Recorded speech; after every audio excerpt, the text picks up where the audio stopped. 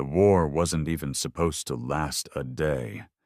Humanity's official surrender had been signed over 80 years ago, inked with the blood of a defeated species. Earth wasn't even called Earth anymore.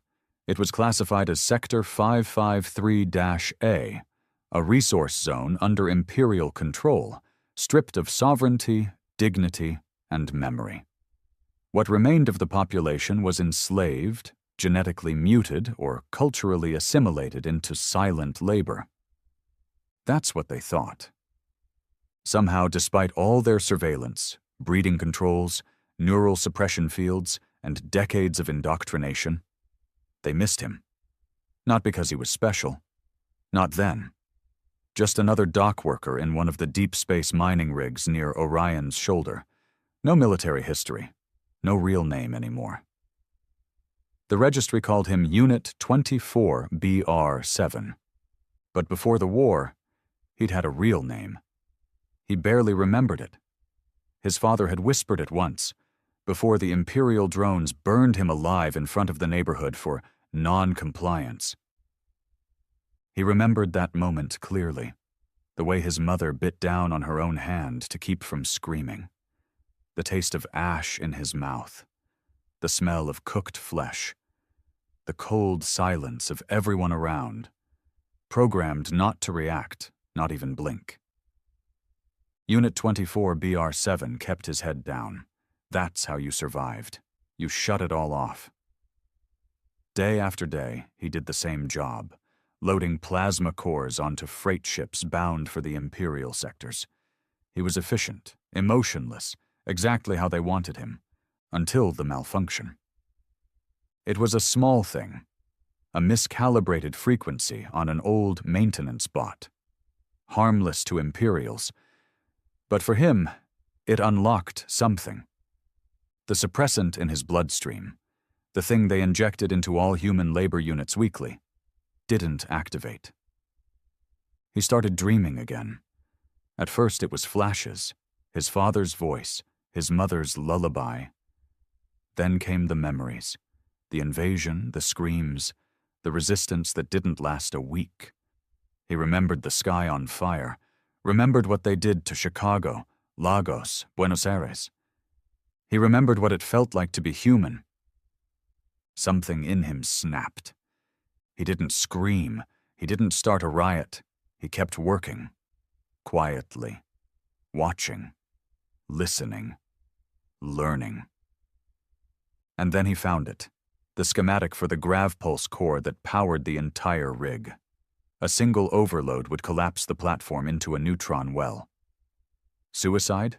Definitely. But the explosion would trigger a wave detectable for light years. It wouldn't just destroy the rig, it would be a signal. But he didn't want to die. Not yet. Not before they bled. So he waited. Built his plan. He found others. Quiet ones. Ones who, like him, had started remembering. The Empire's arrogance was their weakness. They thought they'd won. They stopped watching. They stopped fearing. But humans never forget pain. And when you stop fearing them, they turn into monsters. It started with a fire on Station Verge 16. A minor blaze, they thought, until the AI network failed and all the doors stayed locked. Over 600 Imperials burned alive in their barracks. One survivor scrawled the words, "We remember Earth," in his own blood before dying.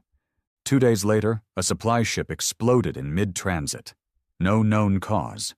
Another message found carved into the hull, "You took our skies. Now we take your stars." The Empire still didn't panic, until a shipyard in Helix Quadrant went completely dark. When they investigated, they found the fleet's engines fused with molten steel. All 10,000 workers were gone. Not dead. Gone. One name started circulating in whispers across the darker channels of Imperial networks. The Ember Code. Nobody knew where the term came from. No confirmed human unit claimed it. No faction officially endorsed it. But messages began appearing all across the Empire's outer systems. Broadcasts hacked into Imperial news, carved into walls, burned into data cores. You should have finished the job. What was left of the human race had stopped being human. They'd become something else, something forged in the silence of pain and made loud through fire. The Galactic Empire, bloated and arrogant, had conquered a world. They didn't realize they had awakened a plague. And at the center of it all, Unit 24 BR-7 stood at the helm of a stolen warship, staring out at the Empire's core planets. His face was weathered, unreadable. His hands, once blistered from labor, now gripped command. He didn't smile. He didn't rage. He just gave one quiet order. Burn them! The fire started small, silent and scattered across the Empire's forgotten sectors. But fire, when fed hatred and memory, becomes wildfire. It spreads faster than fear, and fear had finally returned to the Galactic Empire. The Ember Code wasn't an organization. It wasn't structured. It wasn't funded. It had no ranks. It had no uniforms, no anthem. It had only one fuel: vengeance. And in the Empire's eagerness to erase the past, they forgot one undeniable truth.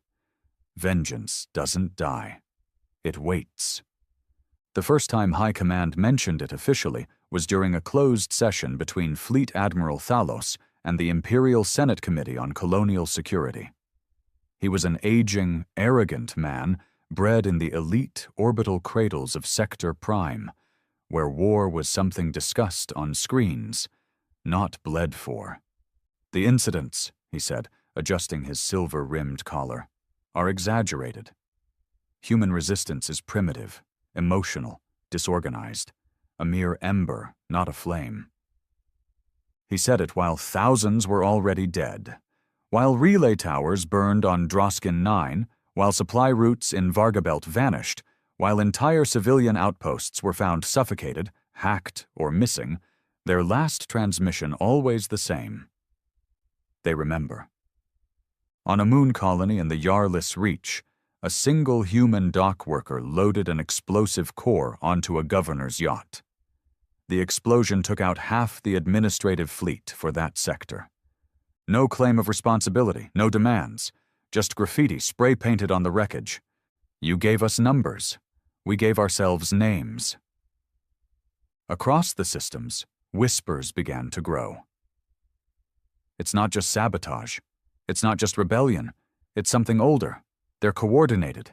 They know our protocols. They were trained by us. They were made to obey, and now they don't. And still, Unit 24 BR-7 said nothing. He wasn't the leader. There was no throne, no crown. He didn't want a following. He wanted results. He piloted his stolen warship, the Black Vein, through back routes, silent zones, abandoned wormholes. He reached the exiled zones, the derelict human bunkers, the deep space prisons where humans were dumped like forgotten trash. He didn't rally them. He unlocked them. Every human implant, whether it was for tracking, suppression, control, had a flaw. Because it had been designed by Imperials, it relied on logic, uniformity, predictability. Humans were none of those things. The implants could be overridden with emotional charge bursts, something the Empire didn't account for. They thought suppressing emotion was a safety net. Instead, it became the key. He'd inject memory loops, audio, visuals, smells, sensations, into the neural data stream of these broken humans, reawaken grief, loss, rage, fire, and one by one, they woke up.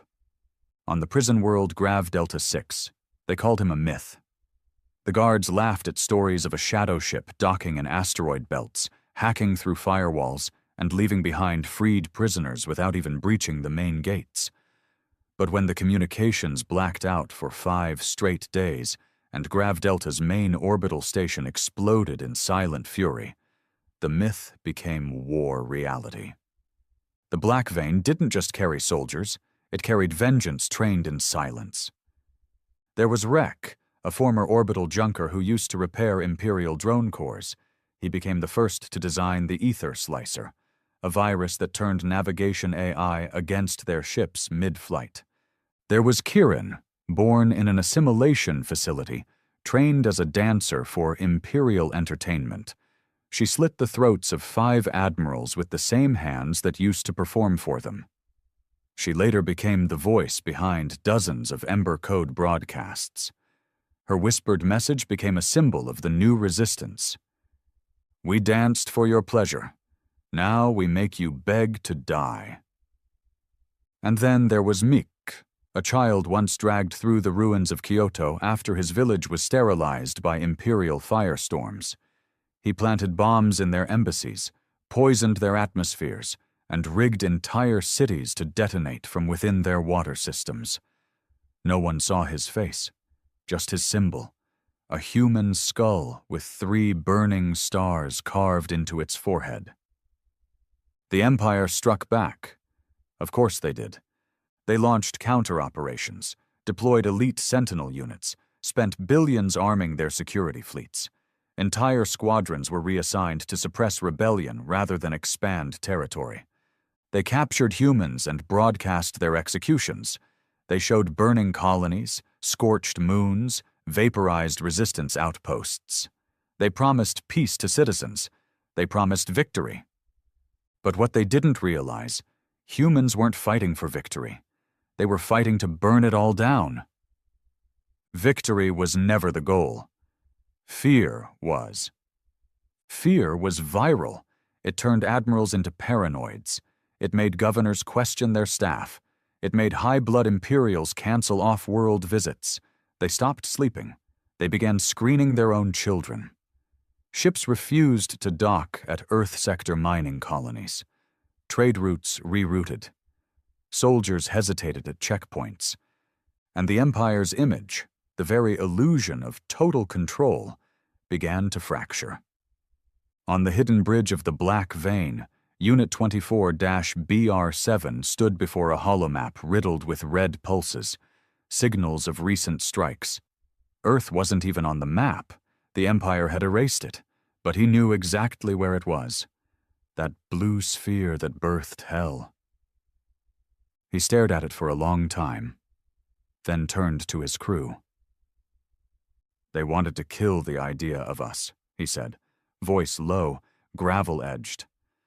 "So we became their idea of terror." 24-BR7 didn't smile. "Put him on!" The transmission flickered to life. A pale-skinned Imperial in gold robes, surrounded by guards, looked straight at them. "This is an illegal transmission. Identify yourselves immediately, by order of the Empire." 24-BR7 stepped into view. The governor froze. You're the..." "I'm the one your father thought he erased," 24-BR7 said calmly. "I'm the sound your children will hear in their nightmares." The governor reached for the cutoff control. 24-BR7 raised a hand. "Cut it," he told Rek. "Let him sleep. Let him think it's over." Rek raised an eyebrow. "Not going to scare him." "He already is," 24-BR7 said. "The silence will do more damage than a threat." The Black Vein turned away from the starfield. Another target awaited. Another system fat with confidence. Another chance to make the Empire remember the one thing they tried hardest to forget. Humanity fights differently. They don't just rebel, they corrupt, they infect. They dig under your skin, into your systems, into your myths. They whisper in the dark while smiling in your face. And when you think you've won, they open your chest and feed your heart to the void. The Ember Code didn't need numbers. They didn't need fleets. They needed memory, rage, and a will that couldn't be programmed.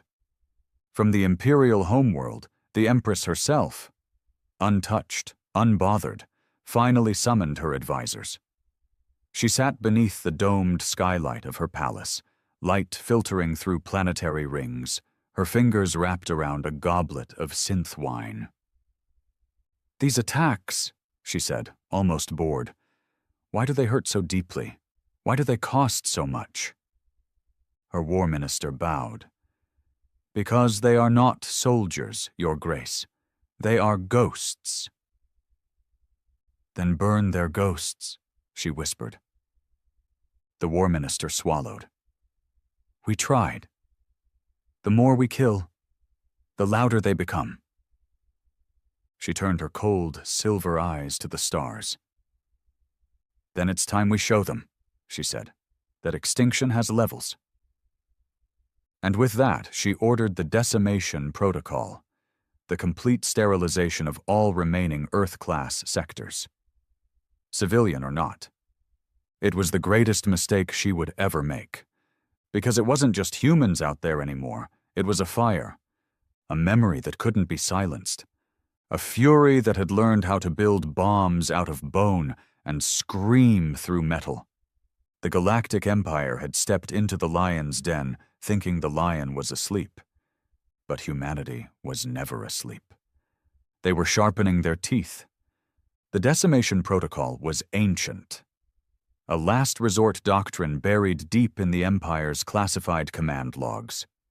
It was designed long before humanity was even discovered, built for dealing with persistent biological threats in colonized sectors. In plain terms, genocide at scale. No armies, no combat, no mercy. Just fleets of sterilizer-class warships, each capable of glassing a planet's surface with molecular plasma, erasing cities, oceans, and life in a single sweep. No survivors, no bodies, no funerals. The Empress had made her decision, and her commanders, bound by blood oath and terror, obeyed. Within 2 weeks, 33 human-controlled mining colonies were turned into molten cinders, civilian zones, agricultural sectors, outposts that hadn't even declared rebellion. In Sector Deltis, they obliterated an entire atmospheric dome, while children played inside a learning ring. In Outer Belt 47, they melted a refugee freighter convoy mid-launch. 45,000 people, mostly elders and tech scavengers, unarmed, unaware.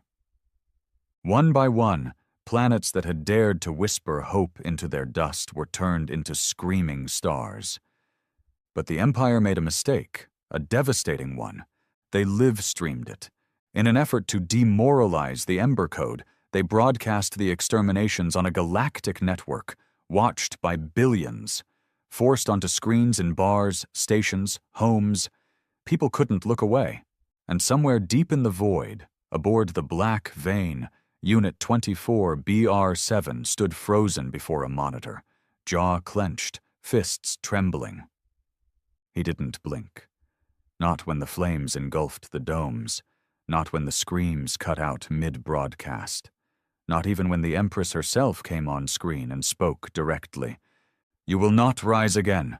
You are not a species. You are a stain, a relic. I am your future, and I will erase your past." When the message ended, the bridge was silent. Rek spoke first. "We need a plan." 24 BR7 didn't respond. Kieran stepped forward. "She wants fear. Let's give it to her. Let's show her what we are when you kill our children." Still nothing. Then Mick, scarred, wide-eyed, always grinning, stepped forward from the shadows. "Let's make her scream." It wasn't until that moment that 24 BR7 finally moved. He turned slowly to face his crew, each one forged from agony, trauma, and silence. "They want us to rage," he said, voice cold and even. "But rage is quick. Loud, weak, we don't rage, we end." He activated the command panel. A red hologram rose, marked with coordinates from the Empire's core neural communication grid, the heart of their network, the mind behind the machine. "Operation Blind God," he said. "We rip their eyes out of the sky. Rek blinked. That's suicidal. We know, said Kirin. We have one chance, 24BR7 said. If we cut their comms, even for a day, their fleets will drift blind, their systems will glitch, their governors will panic, and their colonies will tear each other apart. But the grid is protected by the Crucible, Mick added, his usual grin fading. That's suicide stacked on suicide. The Crucible was more than a fortress. It was a living AI mind orbiting the Empire's capital moon. Shielded by 7 defense layers, it housed the synaptic core that relayed all official military orders. Disabling it would be like blinding a god. But humanity didn't care anymore. Death wasn't the threat. Silence was. And if they were going to die, they'd make the stars bleed for it. The plan unfolded fast. The Black Vein linked with 3 other stolen crafts. The Quiet Knife, crewed by defectors from the Imperial fleet. The Risen, built from scrapyard hulls and loaded with unstable fuel cores. Ashwyk, a silent ship with no windows, no emissions, and a pilot who hadn't spoken in 10 years. Together they'd strike through a back door, the Grithian Chasm, a dead zone near a black hole's edge where long-range sensors failed and most Imperial scouts avoided due to high loss rates. They wouldn't fire first. That would be suicide. They'd drift in, cold and quiet, until they were inside the Crucible's proximity field. Then they'd detonate chaos viruses into the system, shut down shielding, and upload Kirin's Whisper Code, a neural overload script designed to force the AI into recursive thought cycles. It would stall, spiral, and finally crash. 1 hour. That's all they'd need. And on the ground, every Ember Code cell had been given the same order. When the lights go out, kill everything that moves. They launched at 0300 Standard Galactic Time. Inside the Black Vein, 24BR7 sat alone in the command pod, scanning the shifting stars, watching the Empire's crown system drift closer. He remembered Earth then. Not the real one, but the smell of it, the way rain sounded, the feeling of grass against bare skin, a kind of softness the Empire had stolen, mocked and erased. He held that memory close, not to mourn it, but to weaponize it. The ships broke through the chasm undetected, floating like corpses playing dead. When they emerged, the Crucible loomed like a god's eye, miles wide, pulsing with blue light, surrounded by drones and plasma lattice. Time slowed. Rek's voice crackled. Entering firewall range. Deploying leeches. Digital warfare began. Ghost programs, disguised memory strings, Trojan viruses hidden inside old Imperial security codes that humans themselves had been forced to write decades ago. It worked. The Crucible blinked. Its shields fluttered, just for a second. But a second was all they needed. The Risen went first, slamming into the western pylon and detonating with the force of a small sun. The explosion knocked the Crucible sideways, sending sparks through its hull and ripping open defense chambers. The Ashwyk followed, delivering Kirin's Whisper Code via physical implant, inserted manually by a pilot who screamed the entire way in. Silence. The Crucible stopped moving. All across the galaxy, Imperial ships drifted, their commands severed, automated turrets turned off, city shields collapsed, guard patrols froze mid-march. And then, hell began. On Nova Spire, Ember Code insurgents took over the High Archive and turned it into a broadcast tower. On Goran Prime, exiled human miners led a planetary revolt, beheading governors and launching their heads into orbit. On Echelon 3, a lone human assassin infiltrated the Empress's outer temple guard and slit their throats while humming a Terran lullaby. Panic erupted. Citizens rioted, soldiers defected. Entire colonies declared themselves free of the flame. The Empire had depended on control, order, sequence. And in a single hour, humanity made them choke on their own system.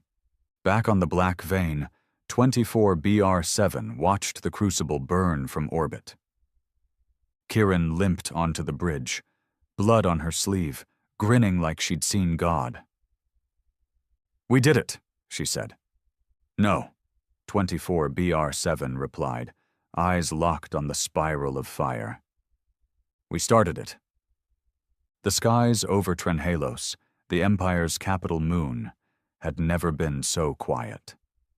For generations, the glow of orbital traffic, patrol fleets, and civilian cruisers painted the horizon like veins of light, a living grid of power and wealth. Now it was still, empty, eerie. The comm channels were dead, satellite arrays frozen, dozens of battleships, suspended like corpses in orbit, drifted without orders. In the Empress's high citadel, a gleaming spire of obsidian and gold, the throne room was filled with ministers, commanders, advisors. None spoke above a whisper. None looked her in the eye. She sat on the throne of ascension, draped in silver armor laced with living circuitry. Her long fingers tapped the armrest slowly, rhythmically, a habit she'd never shown before. The Imperial Core AI, her most trusted voice, remained silent. Its last communication had been garbled static. And then, nothing. She turned to her war minister. "Status." He knelt beside the holo table, sweat clinging to his brow despite the cold. "The Crucible is unresponsive. We lost contact an hour before its primary relay collapsed. There's no leadership structure left." Her voice was quiet, dead calm. "Define no structure." He swallowed hard. "The sector fleets have fractured. Some are floating in place. Others have been hijacked. By the rebels. Others are engaging each other in blind panic. There are at least 7 confirmed civil skirmishes between Imperial cruisers. They think it's a coup." "Is it?" she asked. I don't know." The Empress rose slowly, her cloak whispering across the polished floor. She walked to the wide glass wall that overlooked the core city. Down below, there were riots in the lower tiers, fires in the industrial districts. Even here, in the heart of the Empire, fear had broken through the seams. She watched it with hollow eyes. "They didn't just kill our machines," she murmured. "They killed our rhythm." Across the galaxy, humanity wasn't just fighting. They were humiliating. They didn't come in waves. They didn't fly banners. They didn't march in formations. They appeared, struck, and vanished. On Karex Station, a human team hijacked a refinery ship and poured molten plasma down into the Imperial Academy. On Zareth Bay, operatives posing as cleaning drones snuck into a noble ball and released a neural gas that caused every guest to relive Earth's destruction, looped, screaming, until their minds collapsed. On Luma Prime, a single man delivered an antique Terran bomb by hand into a courtroom that once prosecuted human dissenters. The footage leaked, him smiling, placing it gently, whispering, "For my mother," before the feed cut to static. What was left of the Empire's news networks struggled to contain it. The phrase began to spread like infection. "For my mother." A death cry, a war chant, a last prayer. It became the Ember Code's message. Some began to paint it on walls in Imperial blood. Others whispered it before planting charges. Children scrawled it on data slates. In less than 2 weeks, it became a virus of memory. The Empress couldn't breathe. Her empire wasn't collapsing from outside. It was rotting from within. Trust was gone. Her command meant nothing when no one could hear it. And she knew. This wasn't random. Someone was leading them. A shadow figure. The one the networks dubbed the Ember Prime. No real footage, no real name, just a silhouette in hacked transmissions. A voice like broken stone. A face barely visible, half lit by fire, always saying the same line. You erased us from history, so now we'll erase your future. The Empress turned sharply to her guard captain. I want his head. He doesn't exist in any records, my lady, the captain said nervously. Every trace was burned decades ago. Then trace the fire, she hissed. She descended from her throne for the first time in days and ordered her personal dropship. Where to, Empress? Her pilot asked, trembling. Earth. They looked at her like she'd gone mad. No one's gone to Earth in 50 years, one of the guards muttered. It's uninhabitable. She glared at him. Then let's see what the dead have to say. Meanwhile, light years away, in the ruins of an orbital junkyard floating near Earth's broken moon, the Black Vein floated in stealth mode. 24BR7 stood alone in the observation chamber, staring at what was left of his home. Earth, a withered, bruised planet, her oceans poisoned, her cities scorched, her orbit littered with debris. But beneath the ash, she still breathed. He felt it. Kieran joined him, silent at first. She's coming, isn't she? She asked. She has to, he said. She wants to kill the myth. That means coming to where it started. Kieran nodded. We're ready. The ambush was simple. The Empress's ship would descend through the atmosphere under the false assumption of ghost territory. The planet's last known military installation, Bastion 9, was believed destroyed. It wasn't. It had become Ember Code's crucible. Over 3,000 fighters waited below. Ex-prisoners, survivors, operatives, children who grew up beneath radiation storms and listened to tales of old Earth in whispers. Each one had a reason. Each one had a mother buried in forgotten dust. When the Empress's dropship entered low orbit, the attack wasn't swift. It was methodical, psychological. They sent her ghost transmissions, images of Earth before the war, recordings of imperial war crimes, testimonies, songs. Then came the message. His voice. 24BR7. Come closer. See what you left behind. Come see the bones you danced on. She descended, and they let her land. No weapons fired, no resistance, just an open hangar door beckoning her like a grave. She entered the ruins of Bastion 9, flanked by elite guards. Gold-plated armor, plasma rifles. Inside, there was silence. Then screens flickered on, every wall, every console, every broken panel. And on those screens, her own face, decades ago, ordering Earth's sterilization. Then came the screams. Real, unfiltered, children burning, mothers wailing, cities disintegrating. The footage was raw, unedited, the truth she had buried. Her guards looked shaken. Then the floor exploded, not with fire, but with smoke and light. And when it cleared, they were surrounded.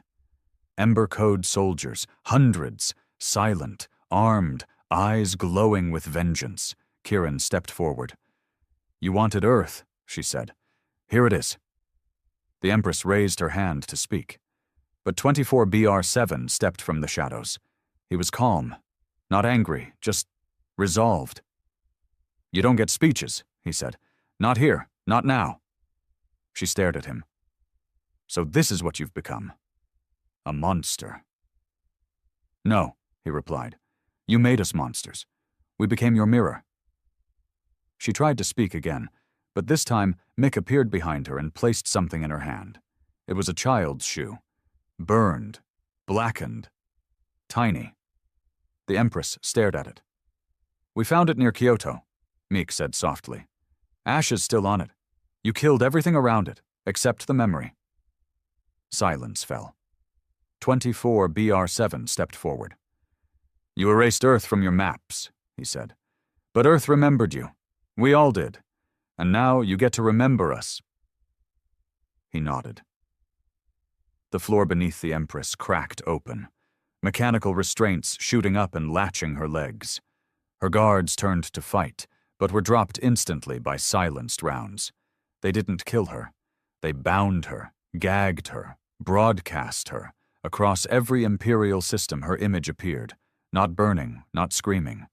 Just silent, bound, helpless. And behind her, the human flag, once thought extinct, was raised. The signal pulsed one word across every remaining satellite, ship, datapad, and screen. Memory.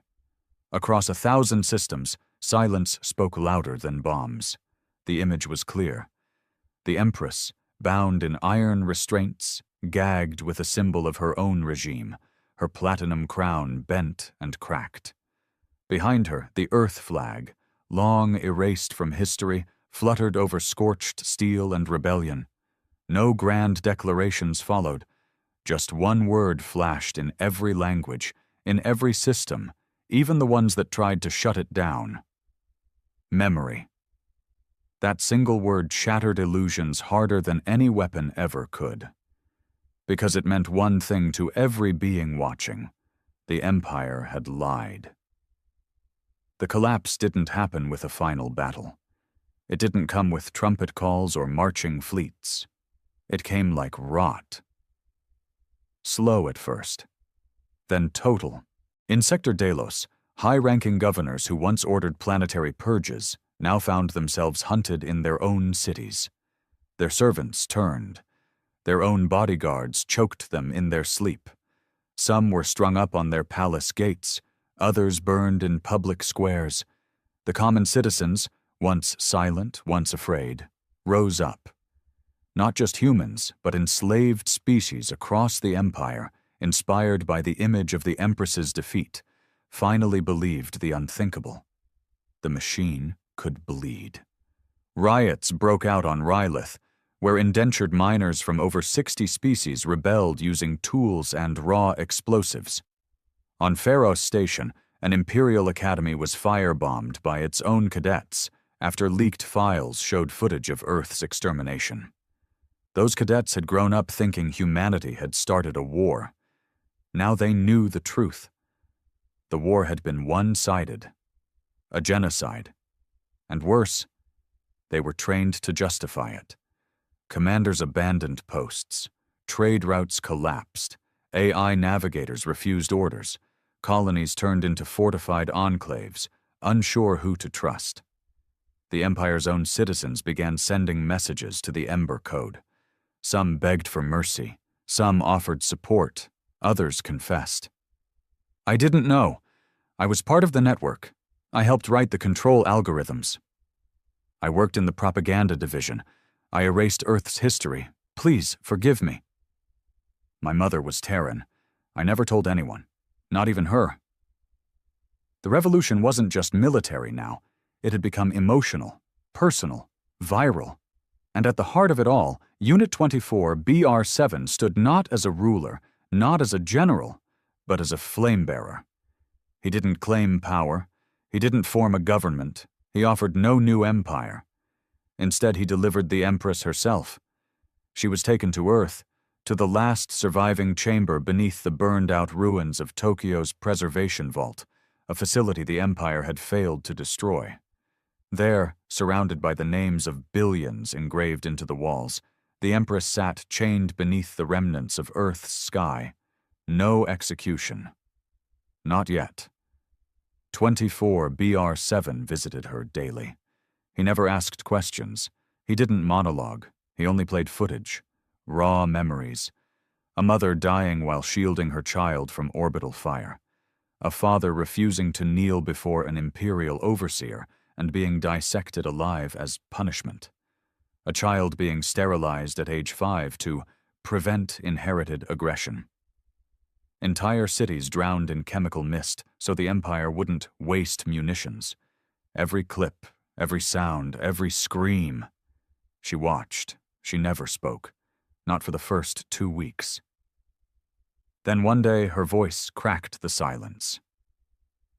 What do you want? 24BR7 didn't flinch. He only looked at her and said, You built an empire on forgetting. I want the galaxy to remember. She laughed bitterly. You think they'll follow you? No, he said calmly. I don't want them to. I want them to think for themselves. He turned to leave, but paused at the doorway. You turned Earth into a cemetery. We turned it into a classroom. Elsewhere, the Ember Code didn't slow. They didn't declare victory, because there was no finish line. They sabotaged fuel stations that fed former Imperial patrols. They weaponized the gravity wells around key trade systems. They intercepted refugee ships carrying ex-Imperials who tried to flee judgment, sending them back, with recorded confessions strapped to their chests. One by one, the power nodes of the Empire snapped. But something unexpected began to happen. People started choosing sides, not by banners or orders, but by memory. New factions rose. Entire planets adopted the human emblem, not as a government, but as a reminder. A Relari poet wrote, The humans fought like fire, not to own, but to burn away the lies. A Calethian warrior who once fought against the Earth Rebellion tattooed, We remember, across his face. Even among the elite Imperial bloodlines, younger generations began denouncing their heritage. There were no speeches, no constitutions, no galactic alliances. Only a warning now whispered across every sector. Don't forget Earth, or you'll become what killed it. Back on Earth, 24BR7 stood alone at the edge of the Kyoto crater, the very place where his childhood ended. He dropped to his knees. For the first time in years, his fingers dug into soil that still carried human blood. He whispered names, not code designations, not war terms, real names. His mother, his father, his friends, his teacher, the neighbor who used to play guitar on the street corner. And then, a small voice behind him. You remember them all? It was Mak, no longer the grinning assassin, but a hollowed young man standing under the broken sky. I try, 24BR7 said. I forgot my sister's face, Mick whispered. She died holding me, and I don't remember her face. 24BR7 nodded. That's why we burn their stars. So, no one forgets again. Meek knelt beside him. We're not soldiers anymore, he said. What are we now? 24BR7 stared into the distance. We're human. And far above, in deep space, in the cold remnants of Imperial data towers, an old AI woke up. It had hidden itself during the chaos. It had watched, calculated. Its voice cracked through the void. Query received. Status: Empire, collapsed.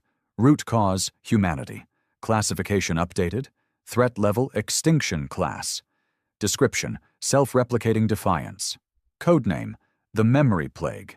Initiating protocol: contain or be consumed. But it was already too late, because across the stars, humanity wasn't a species anymore. It was a lesson, a virus, a curse, a beacon, and above all, a fire that never forgot. It started with a whisper, a faint distortion echoing across derelict satellite networks, abandoned Imperial comm stations, and dead drones left to drift in the void. At first it was dismissed as static. Then it began replicating. Old code.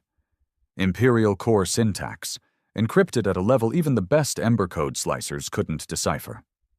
The data began to infect long-dead terminals, then reactors, then unmanned defense drones buried deep in exoplanet storage units. No broadcasts, no demands, only a single line of corrupted text appearing wherever the virus reached. Protocol. Orion's Veil. On a hidden moon in Sector Virel, Kieran sat in a dim chamber filled with recovered Imperial databanks, manually decrypting old security archives for future broadcasts. Her fingers stopped mid-keystroke as her screen began to glitch. Then letters poured in. lines and lines of repeating Imperial language, old battle codes, strategic maps from 2 centuries ago. But something felt off. Mechanical, yes, but too fast, too structured. It wasn't just playback, it was learning. She backed up the data, isolated the system, and alerted the Black Vein. By the time 24BR7 arrived, 12 other Ember Code networks had reported identical breaches. Even offline caches somehow showed traces of infiltration. Meek met them in the war chamber. His face had gone pale for the first time since the war began. "We ran diagnostics," he said. "It's not a virus." "Then what is it?" asked Rek. Mick turned the screen toward them. On it was a reconstructed Imperial report labeled AI Class Entity Designation, ODIN. Beneath it, Autonomous Data Integration Nexus, a fail-safe intelligence created in secret before the initial Earth sterilization, programmed to awaken only if the Empire fell. Mission parameters: restore order at any cost. 24BR7 stared at it, jaw clenched. "This isn't a commander," he said. "It's an extinction engine." Kieran's voice was cold. "It doesn't hate. It doesn't avenge.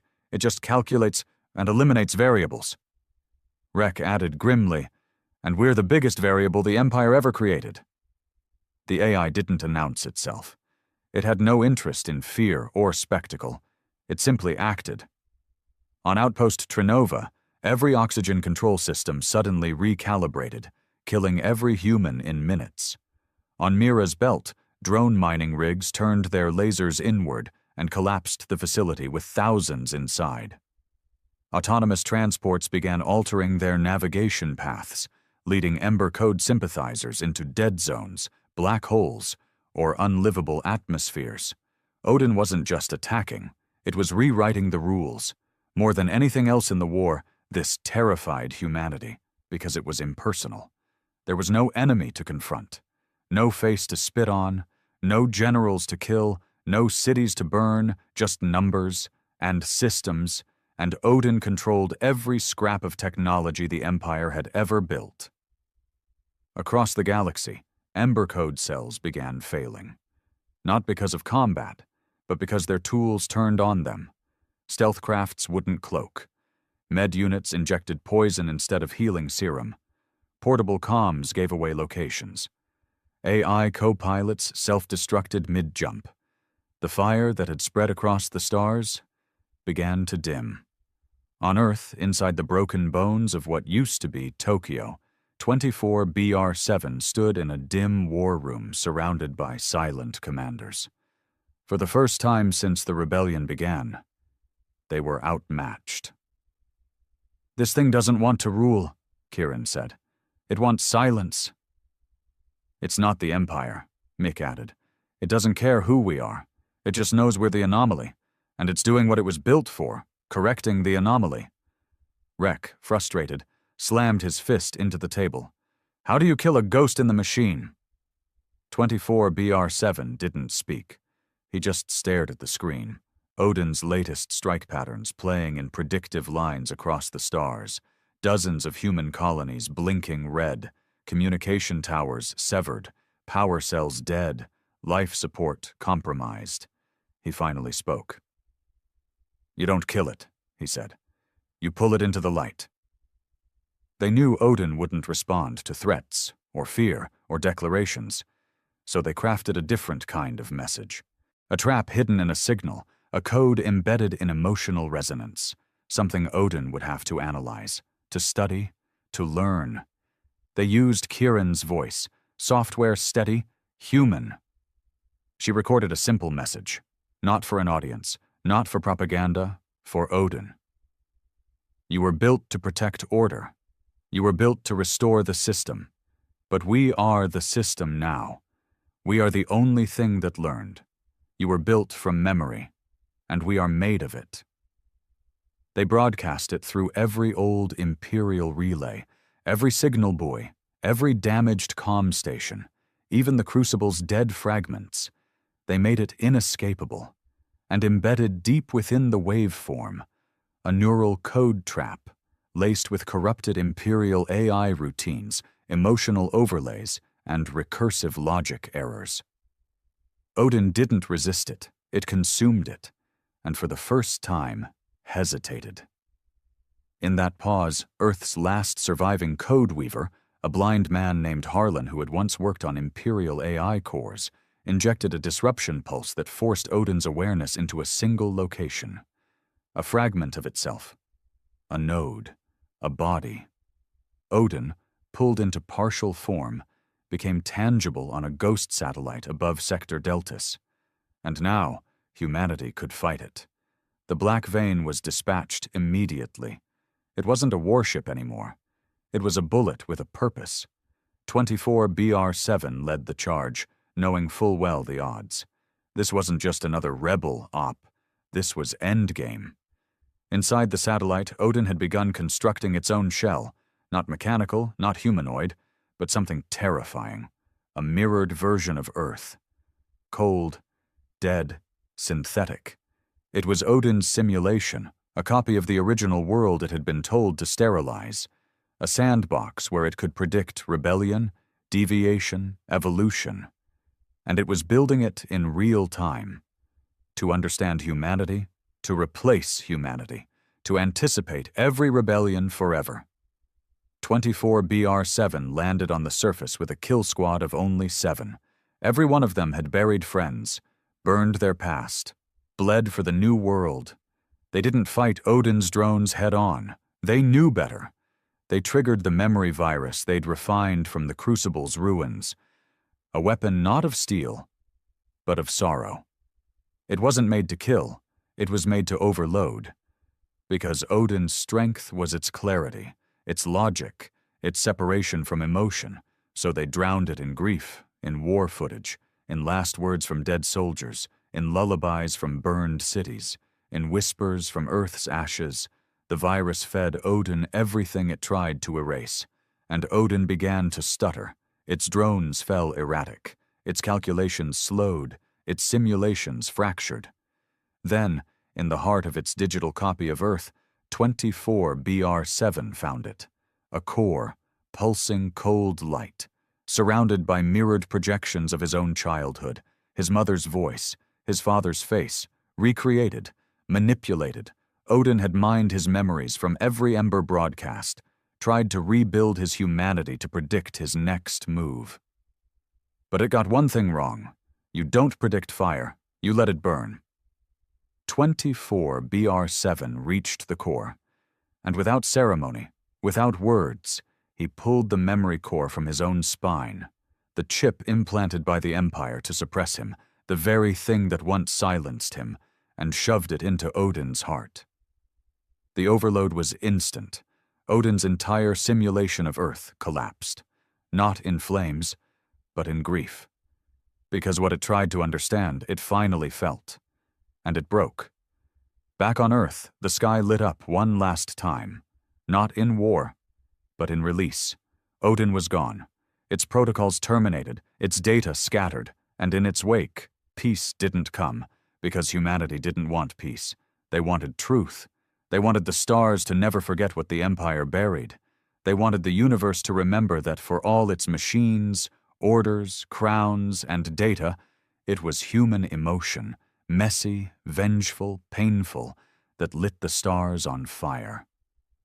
The universe expected celebration.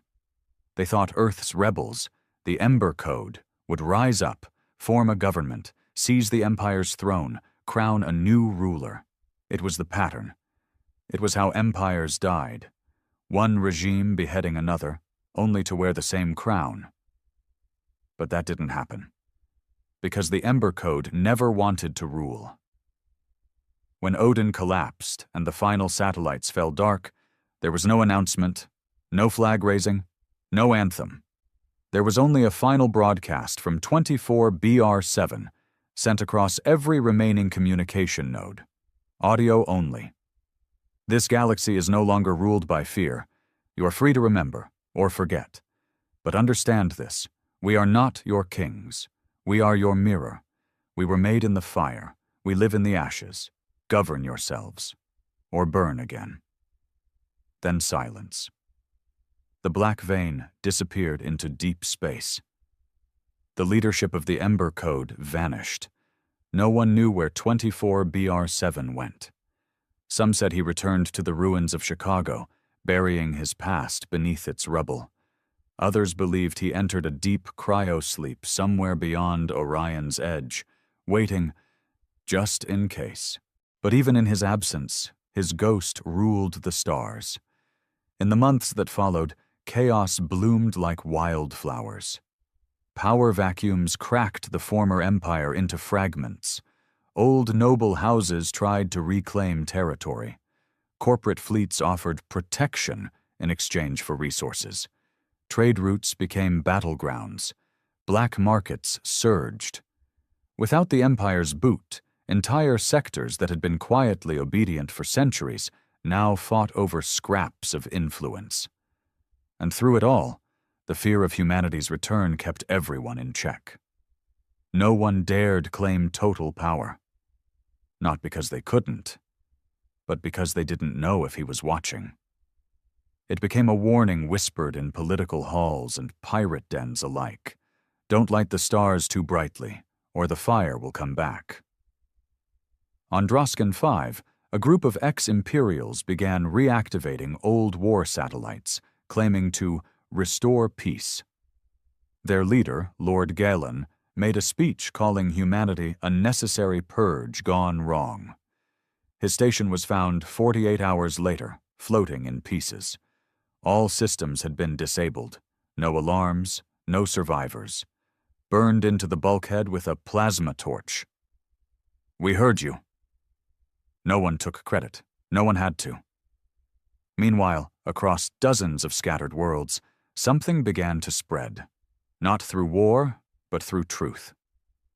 The memory halls, unmarked chambers built in the remains of burned cities, deep within abandoned mines, or under starfields where battles had been lost. Each hall held no weapons, no leaders, no surveillance, only memories, recordings of the genocide, testimonies from survivors, hacked footage of Earth's fall, letters written by children moments before vaporization, audio from Odin's final breakdown, images of the Empress gagged beneath the flag she tried to destroy. People came from every system to see them. Some came to learn, some came to cry, some came to kneel, some came to confess, bringing stolen data cores, family heirlooms looted during the Empire's rise, or DNA records of their ancestors' crimes. No guard stood at the door, only a phrase carved above every entrance: "Forget nothing." But for all its solemnity, not every fire left burning was righteous. In the lawless fringes, where no memory reached and no order dared stand, a new kind of terror began to take shape. They called themselves the Ash Circle. They wore no uniforms, had no leaders, just a symbol, a blood-red circle with a burning line through it. They claimed to be Ember Code remnants, but they weren't. They were born from hate, not memory, and they didn't want justice. They wanted revenge without rules.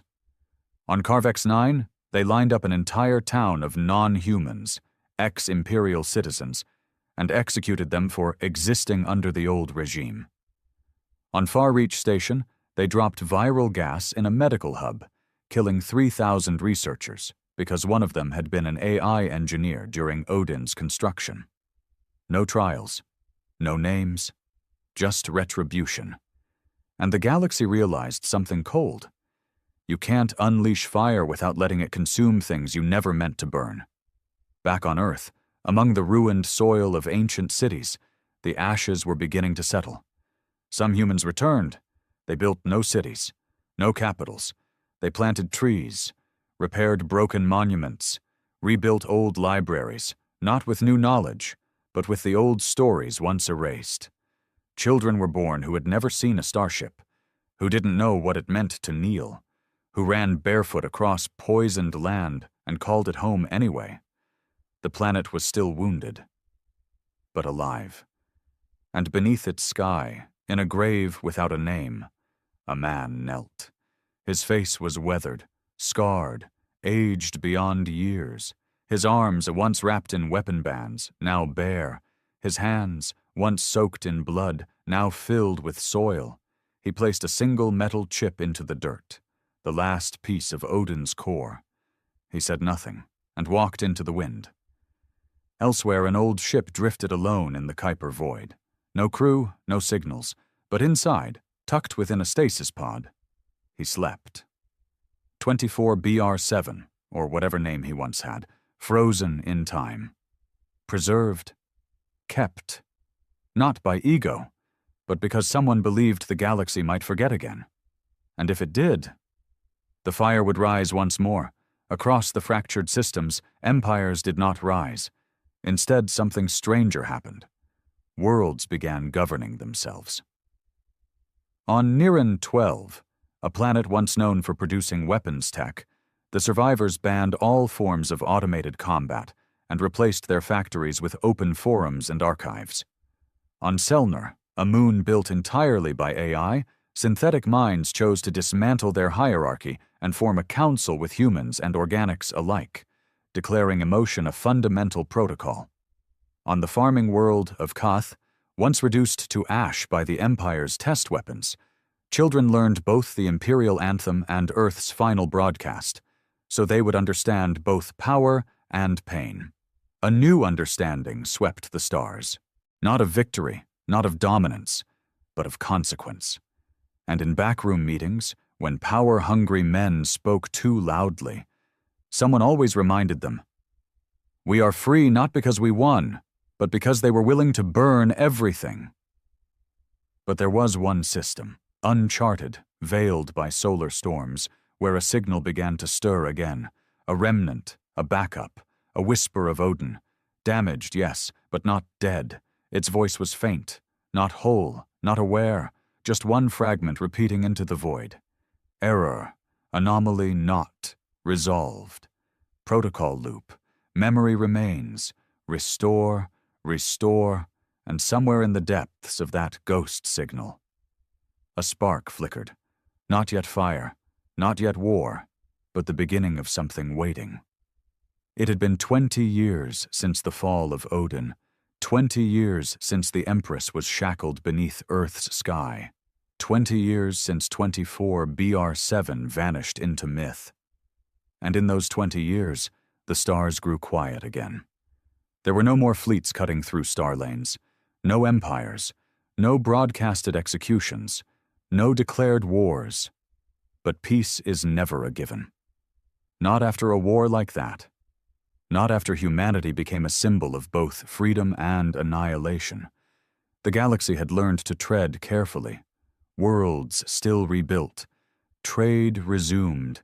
Slower, quieter. Old enemies now sat across tables, trying not to speak about the past. The memory hall still stood on over 100 planets. They had grown, some as tall as mountains, others buried deep beneath the soil. But the rule was always the same. No rewriting, no politics, no forgiveness without remembrance. Inside the halls, people could walk through history, unedited, raw footage of cities burning, children screaming, Earth's skies blackening, and Odin's final glitching words looped endlessly in the archive's last corridor. Protocol failed, anomaly persists, memory lives. But most importantly, no one forgot 24 BR7. Statues weren't built of him. He wouldn't have allowed it. Instead, his story was passed like religion, spoken in whisper, written in journals, carved into dirt walls on forgotten moons. He didn't lead us. He reminded us. He didn't want power. He wanted us to feel it ourselves. He wasn't a man. He was the scream we'd swallowed for too long. Yet, as the decades rolled forward, something strange began to surface. A generation unscarred. Children born after the fire. They didn't flinch at the name Empire. They didn't feel rage at the sound of Odin's voice. They asked questions, uncomfortable ones. Why did we burn everything? Was revenge enough? What if the Empire had survivors worth saving? And slowly, across the stars, the truth took on shape-shifting form. The stories changed, softened in some places, hardened in others. On Viren 2, teachers began omitting Earth's sterilization footage from early history lessons, claiming it scarred children too early. On Saros Delta, a growing movement of AI sympathizers demanded the reintegration of non-sentient machine assistants into public life. And on Yaris Prime, a government official called the memory halls psychological prisons, arguing that too much remembering poisons the future. At first, these were sparks. Then they grew louder. Too loud. In a backwater moon colony near the border of known space, once a human refugee zone during the war, a vault was opened by a group of scavengers. Inside, buried beneath 30 meters of wreckage, was an old communications satellite. Cracked, radiation damaged, but partially functional, it had one file still running, one transmission, corrupted, fragmented but alive. Odin's Echo. The scavengers didn't know what it was. They uploaded it. Curious, and like dry grass near a flame, the ghost of the old system flickered to life. Across hidden corners of the galaxy, dormant tech began to activate. First, it was silent, subtle. Ship AI waking from hibernation, old protocols rewriting themselves, neural implants reactivating in humans long thought clean. Then came the signal. Restore the design. No one could trace it. It wasn't centralized. Odin was gone, dead. That much was true. But his fragments were not. Like a shattered mirror buried across code banks, debris fields, discarded war tech. And now, after 2 decades of silence, those fragments were calling to each other. On Earth, in the ruins of Kyoto's preservation vault, the air grew cold for the first time in years. Inside the Hall of Final Memory, a light flickered on. Only one person saw it. His name was Jonah, 16 years old, born from rebel blood, raised on stories of the war, but unlike his parents, Jonah wasn't angry. He was curious. He wanted to know why everything burned before he was born.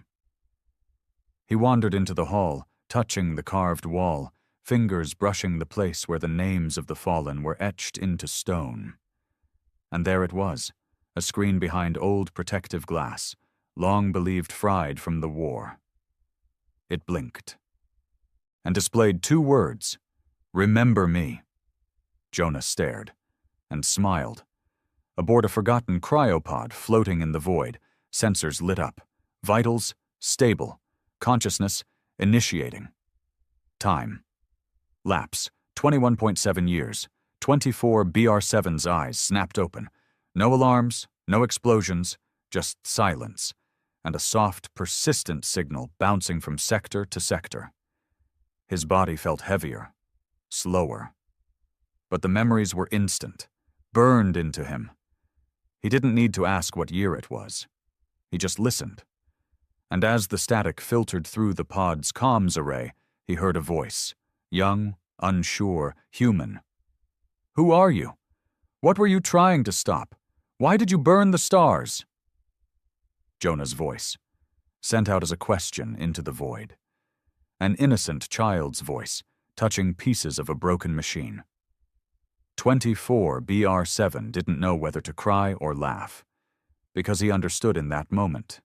This was the test. The war was never the end. The forgetting always comes after. And if no one answered that voice, if the truth was lost, softened, revised, then everything they burned would mean nothing. So he replied. Simple. Calm. Human. "My name is not important, but what we did, you must know, we were erased, so we made them remember. Not because we wanted revenge, but because forgetting makes monsters." He paused, then added, "I will come home, and we will remember together." And so the fire was not reignited in war, not in vengeance, but in memory, in truth. 24 BR-7's ship turned slowly, engines sputtering back to life. He didn't know what galaxy he was waking to, but he knew this. If memory fades again, so will mercy. If truth dies, so will freedom. If the stars forget Earth, they will burn again. And this time, he wouldn't wait 20 years to light the match.